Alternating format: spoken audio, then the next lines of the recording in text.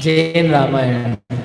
जैन रामायण में सीता गर्भवती है और जिन मंदिरों के दर्शनों का उसने एक भाव प्रकट किया था, जिसको लेकर के रामचंद्र जी ने दर्शन आदि के लिए वन उद्यान में गए थे, सबने पूजा करी। तभी उसी दौरान में प्रजा ने आकर के कहा था कि सारी पृथ्वी जो है वह मर्यादा रहित हो रही है, क्योंकि आपका नाम लेकर के सब लोग यद्वा तद्वा प्रवृत्ति कर रहे हैं कि रामचंद्र जी जब हरी हुई सीता को, भोगी हुई सीता को, कलंकित सीता को घर में ला के रख सकते हैं तो अन्य क्यों नहीं रख सकता है। इस बात को सुन करके रामचंद्र जी बड़े दुखी भी हुए थे और उन्होंने अंत में निश्चय कर लिया कि हम अब सीता को एक पल के लिए भी घर में नहीं रखेंगे। बिना कोई जांच पड़ताल किए, बिना कोई विचार दूसरा किए, न सीता को मिले न सीता को देखा, और उन्होंने नक्की कर लिया कि हमको सीता को छोड़ना है। लक्ष्मण ने आकर के खूब समझाया, खूब बताया, तर्क दिए, वितर्क दिए। उन्होंने जो जो उनसे प्रश्न किए उन सबके समाधान किए। कि वो रामचंद्र जी ने कहा लक्ष्मण से कि सीता को रावण ने सीता को अनेकों बार देखा है, इसलिए अब हम उसको तो नहीं रख सकते हैं, वो दूषित हो गई है। मैं कह ऐसी कैसी बातें करते हो, देख लिया है। ऐसे देखने भर से यदि वस्तुएं दूषित हो जाएं तो जितनी जल चंदन अक्षत पुष्प सामग्रियां हैं वो तो कितने कितने लोगों के द्वारा देख ली गई है। तो क्या भक्त तो उसको जाके भगवान को समर्पित नहीं करते हैं। एक भी स्त्री का चलना सड़क पे दूभर हो जाएगा, स्त्री का क्या मुनिराज का चलना मुश्किल हो जाएगा। बोले इनको तो भील ने देखा है, चमार ने देखा है, इनको स्त्रियों ने देखा है, अनेक हीन पुरुषों ने स्त्रियों ने देखा है। अब देखने से क्या वो खराब हो जाएंगे।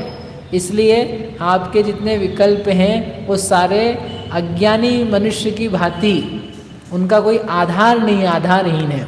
जब उनके उत्तर देते नहीं बनी ना उनसे, तो उन्होंने अंत में आकर के उनसे कहा था, हे लक्ष्मीधर तुम अब चुप हो जाओ, इस विषय में तुम्हें कुछ भी बोलना योग्य नहीं है। ये कार्य उचित हो या अनुचित हो, ये तो निश्चित है कि सीता अब यहाँ पर नहीं रहेगी, उसे निर्जन अटवी में आज ही अभी ही छोड़ा जाएगा। वह अपने कर्म के भाग्य से, कर्म के उदय से वहाँ जीवित रहे कि मर जाए, इससे मुझे कुछ भी प्रयोजन नहीं है। और वह सीता न किसी बंधु के घर में, न माता पिता के घर में, न किसी मामा के घर में, न कोई मित्र के घर में, किसी के घर में भी नहीं जानी चाहिए। ऐसी स्त्री किसी के घर भी नहीं रहे। ये खुद ने इन्होंने आज्ञा दे दी गुस्से में आके आखिरी में, no no no where else. नहीं तो ऐसा करते ना, वो केतुमती जो माता थी ना सास, वो सास ने तो ये कहा था अंजना से, और अंजना को भिजवाया था लेके जाओ इसको। कहाँ पर? इसके पिता के घर में, इसके पिता के घर ले जाओ इसको, ये वहीं देखी जाएगी। पिता ने उसको शरण नहीं दी थी, आज्ञा नहीं थी वहाँ पर। केतुमती माता ने नहीं बोला था कि आप कोई मत रखना इसको जंगल छोड़ के आओ। उसने तो कहाँ पहुँचाया था? घर पहुँचाया था। और रामचंद्र जी क्या कह रहे हैं, इसको छोड़ने ये जंगल में। अब आप सोचो कैसी दशा है, किसकी दशा ये बताओ मुझे आप। मैं फिर से वहीं पहुंच गया हूँ जहाँ पे अपन थे उस दिन। किसकी दशा है? केतुमती ज़्यादा अच्छी थी कि रामचंद्र जी ज़्यादा अच्छे हैं? अच्छा खराब पूछना चाहिए, केतुमती खराब थी कि रामचंद्र जी खराब हैं? अब आप बाहरी रूप से देखोगे तो आप बोलोगे कम से कम केतुमती बेहतर थी, क्योंकि उसने उसके घर पहुंचाया। केतुमती याद है आपको कौन? अंजना की माता, हनुमान की दादी। अरे माँ, हाँ हनुमान जी की दादी वो लोग। और इधर आप बाहर से देखोगे तो आपको लगेगा ये अच्छा ये बुरा, ये खराब ये कम खराब। लेकिन आप ये देखो दूसरा, कर्म का उदय, कर्म का उदय कैसा कैसा होता है। जो प्राणों से प्यारा पति है, प्रिय, वो पति को भी प्रिय है, वही व्यक्ति उसके मुख से आदेश निकल रहा है। कर्म कितना कठोर होता है। कर्म इतना कठोर है तो जिन भावों से वे कर्म किए गए थे वे भाव कितने कठोर थे। अपने को कार्य दिखाई देता है, वो कठोरता दिखती है। कदाचित कर्म में भी ध्यान जाता है, लेकिन वे भाव जिनसे वो कर्म बंधे हैं उसकी तरफ क्या है भाव है। और एक छोटी सी बच्ची को बीमार हो गए, इतने इतने से बच्चे होते हैं, 8 साल के भी, 9 साल के भी, 2 साल के भी, 3 साल के। किसी के दिल में छेद रहता है, किसी को कैंसर हो जाता है, किसी का दिमाग खराब हो जाता है, कोई विकलांग होते हैं, अपाहिज होते हैं। कैसा लगता है देख कर? कैसी स्थिति, क्या है, क्या है? कर्म का उदय, कर्म का उदय। ऐसा बेचारा बच्चा, उसने क्या बिगाड़ा है? क्या बिगाड़ा? किसका क्या बिगाड़ा? कोई पूरे जगत में उत्तर नहीं दे सकता किसने क्या बिगाड़ा। ये यदि कर्म थ्योरी ना हो, जीव का अनादि निधन अस्तित्व ना हो, ना स्वीकारो पूर्व भाव अगला भाव, तो आपको ले देगी कुछ सही बातें माननी पड़ेगी। ऐसे ही होता है, ऐसे ही होता है, भगवान ने किया है, भगवान को पसंद नहीं है, परीक्षा ले रहा है। अरे काय की परीक्षा ले रहा है? कुछ नहीं, जीव का अस्तित्व, परिणामों का अस्तित्व, पल पल में किए गए भावों का खाता, लेखा जोखा, वो सब का सब। तो कर्म कितना कठोर होता है देखो, भाव कितने कठोर होते हैं ये देखो। कर्म को नहीं देखो, किसको देखो? भावों को। वर्तमान के कोमल परिणाम नहीं देखो, वर्तमान की 3 साल की उम्र नहीं देखो, वर्तमान की 30 साल की उम्र नहीं देखो, वर्तमान में पंडित है, विद्वान है, ज्ञानी है, मुनि है, ये नहीं देखो, पूर्व का भी कुछ देखो। अपने को ही लगता है, अपन लोग एक महिला जी को हो गया, कोविड हो गया, तो उससे हमने बात करी तो बोले भैया सबके फ़ोन आ रहे, बोले आप तो धर्मात्मा, आपको कैसे हो गया? बोले सब लोग यही पूछ रहे हैं हमसे कि आप इतने धर्मात्मा हो, इतना सही खाते पीते हो और ये सब है, आपको कैसे हो गया, आपको कैसे हो गया? तो बोले मैं क्या बताऊँ उनको, मैं बोल के हैरान, भाई धर्मात्मा है तो कोविड को तो ना पता कि धर्मात्मा है।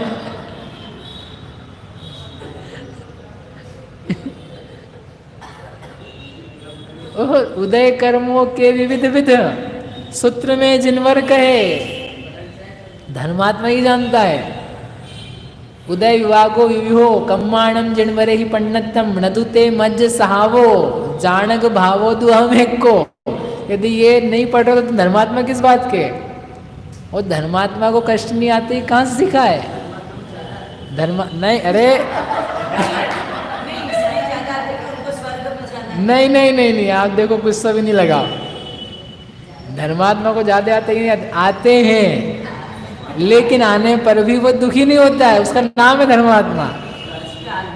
हाँ, धर्मात्मा को कष्ट आते हैं लेकिन वह दुखी नहीं होता, उसका नाम है धर्मात्मा। ठीक है, कुछ का कुछ नहीं लगाओ आप, बल्कि अगर आप भारी रूप से कहोगे तो हम तो यही कहेंगे धर्मात्मा को कष्ट तो आते कम से कम है। ठीक है, नहीं तो फिर उसके पुण्य बंध आदि का मतलब क्या है? हाँ, तो नहीं आते, अरे बहुत कम है ऐसे। ये कहानियां कितनी सुनी आपने? कष्ट वाले मुनिराजों की कहानियां कितनी सुनी? बोलो तो सही, कितने? अरे पूरे चौथे काल में 25 भी नहीं आपके पास, 100 होगी बस।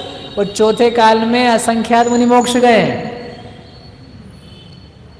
कितने? असंख्यात। और आपके पास कहानियां कितनी है? 100। अब वो 100 और असंख्यात का कोई रेशो है क्या? कोई कोई को आते हैं कष्ट, वो तो दृढ़ता, साहस, भेद ज्ञान की चरमता क्या होती है वो दिखाई उन्होंने उन कथाओं से। नहीं तो अब ऐसा लगने लग जाए मुनि बनेंगे तो सीढ़ी जलेगी सिर पे, मुनि जलेगी तो सांप ही पड़ेगा गले में, मुनि लगी तो घानी में पिलना पड़ेगा। रेंदो भैया घर में ठीक है, बोले मुनि बन के तो ऐसा होना सब। अरे भैया वो तो गिनती के लोग थे, वेरी फ्यू। हर एक तीर्थंकर के काल में 10-10 अंतःकृत दशांग अंग, अनुत्तरोपाधिक दशांग अंग, 240, 480, समझ में आया? शुद्ध ज्ञान मार्ग ना पढ़ लेना। 240 की कथाएं हैं जो मोक्ष में गए उपसर्ग, दारुण उपसर्ग प्राप्त करके। उससे ज़्यादा कथाएं उनकी है जो सहज भाव से आराधना करते हुए अनुकूलताओं के साथ में परीक्षा उपसर्ग को यथायोग्य जीतते हुए ये मोक्ष में गए। इसलिए ऐसा मत बोलो धर्मात्मा को ज़्यादा आते हैं, नहीं हमारे घर में आप चल के देखो कितने हमको, ऐसा नहीं कहो। अरे धर्मात्मा ने खुश रहता है।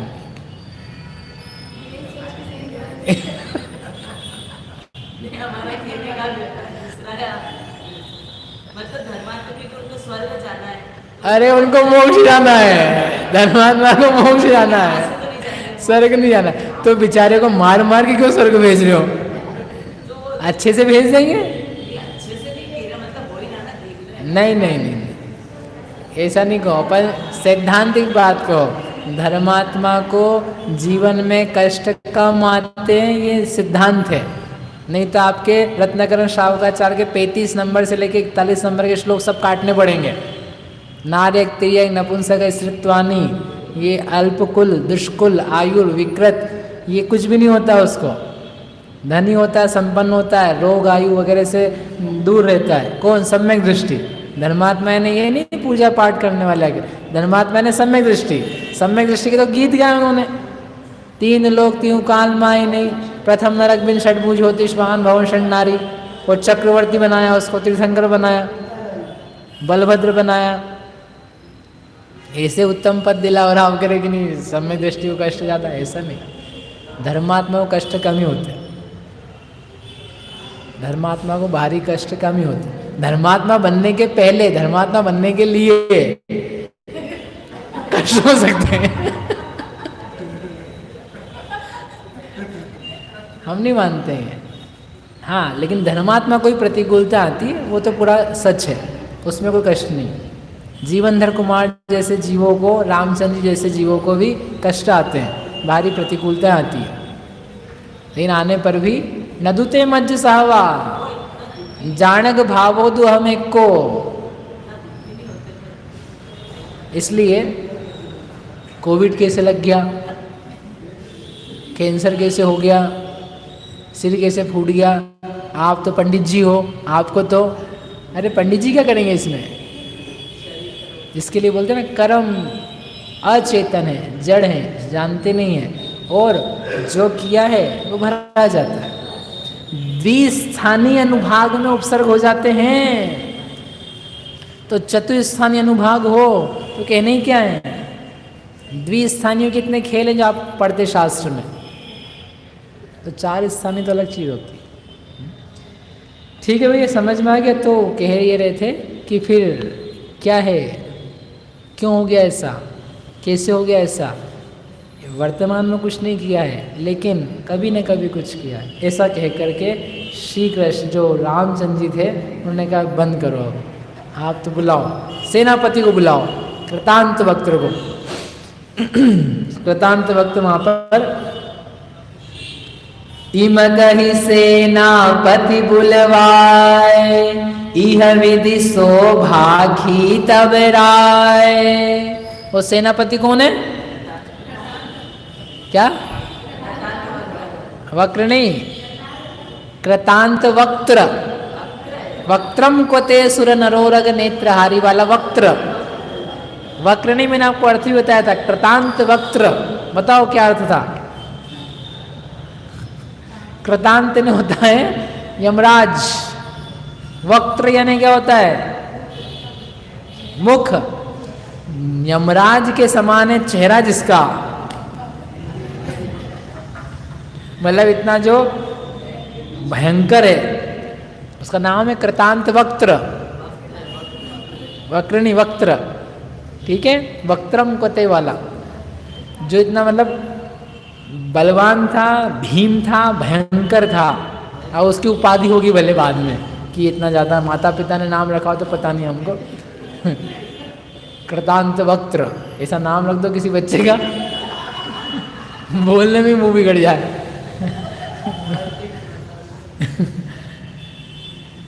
उसको बुलाया और वो 4 घोड़ों के रथ पे सवार होकर तेजी के साथ में आया।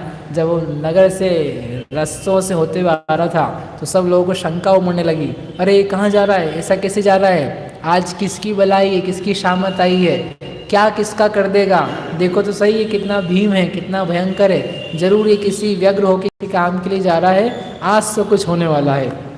ऐसे लोगों के मन में शंकाएं पैदा करता हुआ वो नगर में से होता हुआ रामचंद्र जी के पास पहुंचा और जा करके उनको नमस्कार किया। रामचंद्र जी ने उससे कहा, मिस तीरथ जात बनाई, सीता ले तू बन जाई। मिस तीरथ जात बनाई, सीता ले तू बन जाई। जेठे को नर नाही, छोड्यावे सीतावे ताही। सेनापति से कहा, सीता ने जिन मंदिरों को देखने का दोहला प्रकट किया था, तो एक काम करो, उसको रथ में बैठा करके जो रास्ते में जिन मंदिर आए, जिन तीर्थ आए, जिनालय आए, उनके दर्शन कराना। दर्शन करा करके बाद में सिंहनाद नाम की जो अटवी है, निर्जन अटवी, वहाँ पर जहाँ कोई मनुष्य नहीं हो, वहाँ पर जाकर के उसको छोड़ आना। सिंहनाद अटवी का नाम क्या था? सिंहनाद अटवी। समझे? सिंहनाद अटवी का अर्थ है जहाँ सिंहों का नाद होता है। सिंह जहाँ पर आवाज़ करते रहते हैं, गुर्राते रहते हैं, उनकी हुंकार चलती रहती है, ऐसी अटवी में सीता को जाकर के छोड़ाना और छोड़ करके वापस आ जाना। ले करके नहीं आना है, बस उनको ले करके छोड़ के आना। सेनापति ने कुछ भी पूछे बिना, तर्क वितर्क किए बिना, जो आज्ञा, जैसा आप कहो। क्यों? भृत्य का काम इतना है, सेवक का काम इतना है, क्यों है, कैसा है, किस लिए है, ऐसा नहीं करना है, ये सब बातें कहने का अधिकार सेवक को नहीं है। स्वामी का जो हिस्सेदार है, स्वामी के जो लेवल का है, वो तो कह सकता है, मंत्री कह सकता है, प्रधानमंत्री कह सकता है, भाई कह सकता है, लेकिन सेनापति को तो आज्ञा नहीं है। तो जो आज्ञा दी उसने बिना कुछ पूछे ताछे जो आज्ञा ये कह करके चला गया सीता जी के पास में। और सीता जी के पास जाके कहता है, रानी चलिए, हे सीता देवी चलिए, रामचंद्र जी ने आज्ञा दी है कि आपको लेकर के जिन आलयों के दर्शन करा के लाऊं। आपका जो दोहला है, आपका जो मन के भाव है, उसे पूरा किया जाए। रामचंद्र जी ने कहा है आपको ही लेकर के जाना है, मैं ही आपको लेकर के जाऊंगा। सीता सुन करके बड़ी खुश हुई, प्रसन्न हुई कि चलो अपने और जिन आलयों के दर्शन होंगे। कुछ दिन पहले ही तो कहा था, 4-5 दिन पहले, कि अरे तुम क्यों सूखी जा रही हो, क्या चिंता है, क्या चाहती हो। तो उन्होंने क्या कहा था सीता जी ने, मैं जिन मंदिरों की वंदन करना चाहती हूँ। तो उस भाव को देख करके हमने कहा चलो अच्छा, रामचंद्र जी व्यस्त होंगे तो हम इनके साथ चले जाते हैं, ये भी हमारे भाई के समान हैं, ये भी बड़े व्यक्ति हैं, विश्वसनीय हैं। तो सीता जी तैयार हो गई, तैयार होकर के बैठने लगी रथ पर। सब जो उनकी फ्रेंड्स थी, सखियाँ थी, सेविकाएँ थी, उन्होंने भी चाहा कि हम भी चलें, लेकिन सीता जी ने उनको मना कर दिया, क्योंकि राम की आज्ञा नहीं थी। रामचंद्र जी ने कहा था आपको ही जाना है, इनको ही लेकर के जाना है। तो सारी सखियाँ जो थी, आज्ञा ना होने के कारण से और सीता के मना कर देने के कारण से वो कोई नहीं गई, मात्र सीता ही रथ पे बैठी। और उन्होंने बोला सीता ने उनसे कहा आप लोग चिंता मत करो, हम थोड़े ही समय में दर्शन वगैरह करके आ जाएंगे, आपको इंतज़ार करना चाहिए। जिनेन्द्र भगवान जो 3 लोक के कल्याणकारी हैं, भव्य जीवों के बंधु हैं, उनकी जय हो, पंच परमेष्ठी का स्मरण किया, सिद्ध भगवान की आराधना करी, और फिर सारे प्रजा के पालक, धर्म से युक्त जो हमारे स्वामी श्री राम हैं, वे भी जयवंत रहें, उनका भी कल्याण होवे, उनकी भी कीर्ति फैलती रहे, ऐसे मांगलिक वचन कह करके सीता रथ पर बैठी। यम वक्रत बेसे नानी, रथ बैठी चलो चतुराणी। सीता को बेन सुनायो, मैं आयो राम पठायो। सीता से कहा था हम राम की आज्ञा से आए हैं। सम्मेद गिरिंद विशालो तिहि जात निमित तो मैं चालो। उठो अब ढील न कीजे मानव भव के फल लीजे। चलो चलो जल्दी चलते हैं। समय शिखर जी की आपको यात्रा कराएंगे, मार्ग के तीर्थों की यात्रा कराएंगे। अपन आपको जो भाव हो रहे हैं उसकी उत्तम सार्थकता करेंगे। ऐसा कह करके स्त्रियों में मायाचार होता है लेकिन पुरुषों में नहीं होता है, इसका अर्थ ऐसा नहीं है। सीधा सीधा कहने के बजाय यहाँ भी कह रहे थे कि आपको छोड़ना है तो सीता रोती पटकती घर में बंद नहीं हो जाती कि नहीं नहीं नहीं, नहीं मैं तो नहीं जाऊँगी। अभी देखना इतने इतने शब्द कहती है ऐसी स्थिति में, मतलब आपको साहस दिखाई देगा। साहस क्या चीज़ होती है? हमारा आपका साहस तो लगता ही क्या है? विपरीत महाविपरीत परिस्थितियों में तो उसने संदेश दिया। संदेश मतलब वो एक ही लाइन नहीं कि धर्म को अकित धारण करना। एवरीथिंग इज शी सेड, जो जो उसने बातें कही पूरी। That is just so amazing. तो उसने कहा चलो। इमी बेन सुने जब सीता मन माही प्रमोद सुलीना। उठी अतिशय हर्षाई सबको संतोष सुभाई। जब सीता ने सुना वो प्रसन्न होकर के चलने के लिए तैयार हो गई। तब ही विशल्या आदिक तिया वेगियाय परिणाम सुखिया। आगे बैठी विनय उपाय आगे और सुनो मन लाए। जो घर में और भी उनकी अन्य राजाओं की रानियाँ थी, विशल्या आदि मनोरमा, उन सब ने भी आया। आ करके उन सबको उनसे विनय करी, नमस्कार किया कि जा रही थोड़ी लंबी यात्रा पर, तो सबने आकर के मिलने के लिए आए। सबको किसी को पता नहीं है अभी कि ये आखिरी बार मिल रहा है हम इनसे, दिस इज द लास्ट मिलन। इसके बाद में मिलना होना नहीं होना सब एक जैसे ही रहेगा। सीता सर्वजननी के पाए नमस्कार करीम बतलाए। मेरे गर्भ विशेष शुभ जीव हे त्यो इह मम भाव सदीव। सीता ने उन सब से कहा मेरे गर्भ में निश्चित तौर पर कोई बहुत उत्तम जीव है, कोई श्रेष्ठ जीव आकर के बसा है। क्यों? क्योंकि मेरे भाव जो हो रहे हैं वो सारे भाव क्या हैं? जिनालयों के, जिन मंदिर के, जिन तीर्थ के, मुनिराजों की वंदना के हो रहे हैं। बिना कोई उत्तम जीव आए हुए ऐसे परिणाम कैसे हो सकते हैं? ऐसा निमित्त नैमित्तिक संबंध है। क्रूर जीव आए तो क्रूर परिणाम हो जाते हैं, भोगी जीव आए तो भोग के परिणाम हो जाते हैं, दुष्ट आए तो दुष्टता के हो जाते हैं, उत्तम जीव आए मोक्षगामी तो उसके धर्म रूप परिणाम हो जाते हैं।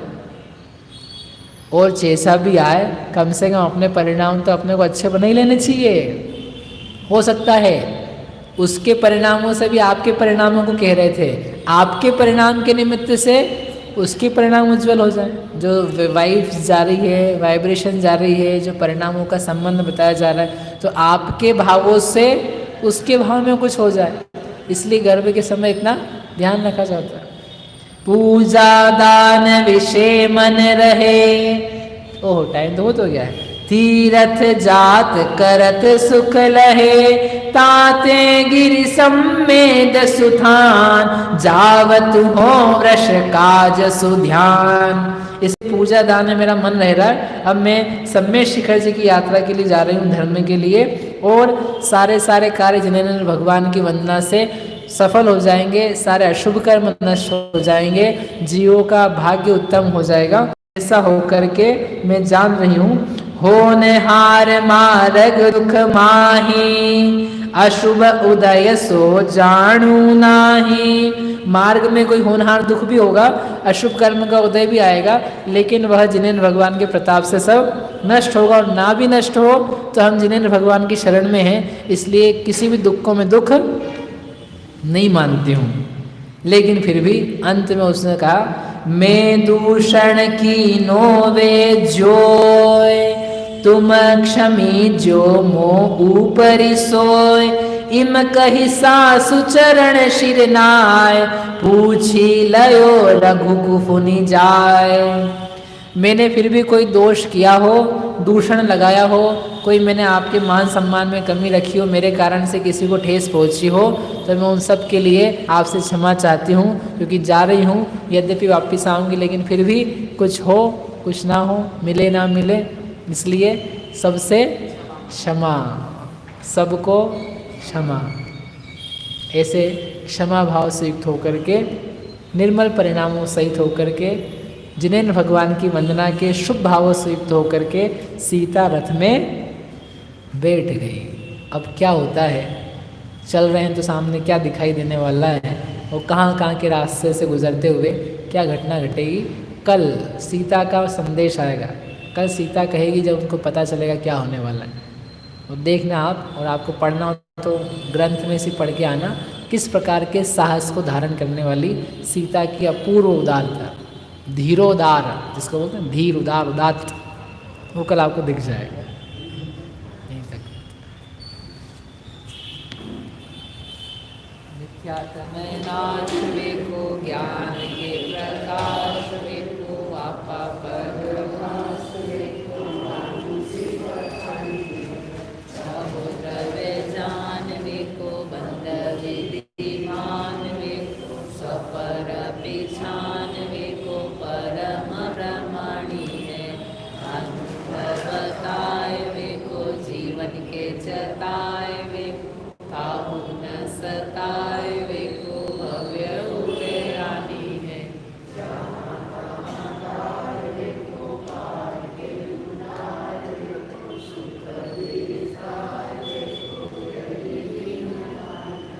तेजनवाणी भारती तो ही जपोदिन रे, जो तेरा शरणाग है सो पावे सूझे, जावाणी के ज्ञान से सूझे तो पालो, सो वाणी